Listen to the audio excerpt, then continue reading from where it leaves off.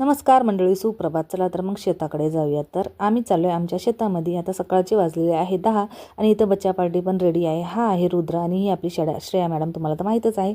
तर मुलांना घेऊन मी जात होते कापूस वेचण्यासाठी. आता बच्चा पार्टीला घेऊन गेल्याचा एक फायदा आहे की ते दिवसभर बोर पण होऊ देणार नाहीत आणि त्यांचा आपला धिंगाणा पण चालेल आणि त्यासोबत माझी मदत पण होईल, म्हणून त्यांना घेऊन निघाले. आता एका गृहिणीपासून ते व्लॉगरच्या नंतर आता शेतकरी, हा जो माझा प्रवास आहे ना, हा हळूहळू चालूच राहणार आहे. तर इथं आधी पण कापूस वेचत होता, श्रेया पण वेचत होती आणि ही माझी सून जे लागते तिला पण मी घेऊन आले होते.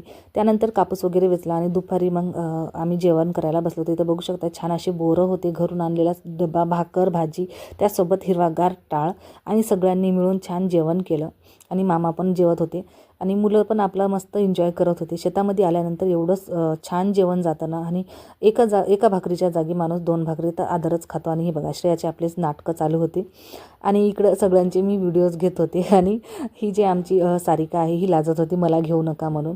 तर जेवण वगैरे केल्यानंतर मी इथं थोडासा टाळ खाल्ला, म्हणजे आता कंटिन्यूस थोडीच काम होणार आहे आपल्याने. आता आपण पहिलं तर कधी केलं नाही, आता थोडं प्रयत्न करतो आहे करण्याचा.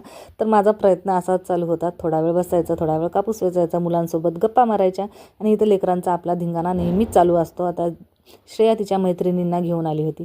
आता इथं सगळ्या लेकरांसोबत जेवण वगैरे केलं आम्ही आणि शेतामध्ये इतकं छान वाटतं, असं मस्त सगळीकडे हिरवगार परिसर आणि छान झाडं, सावली, थंडगार वारा, खूप छान वाटतं. त्यानंतर मग आम्ही पुन्हा लागलो कापूस वेचायला. तर इथं बघू शकताय की मी कापूस वेचलेला आहे आणि इथं तुम्हाला दाखवते मी कापूस किती वेचला आहे. तर काय कापूस जास्त नव्हता, तर थोडासाच निघाला होता, तर तो आम्ही वेचून सगळा घेतला होता. आणि इथं बघू शकताय शेत, आता कापसाचा सीझन संपत आलेला आहे, तेवढा काही नाही. पण हरभरा सध्या आता खूप छान आहे, कारण की हिरवागार हरभरा आहे आणि मस्त त्याला चणे लागत होते. तर हा आमचं हरभऱ्याचं रान आहे, तुम्ही पाहू शकता. आता मी खूप म्हणजे 2-3 महिन्यांपूर्वी टाकला होता की आमच्या शेतात सोयाबीन होता, तर तो सोयाबीन काढल्यानंतर तिथं हरभरा टाकलेला आहे आणि इथं थोडीशी तूर राहिलेली आहे जी की कापायची, ती हिरवीगार आहे.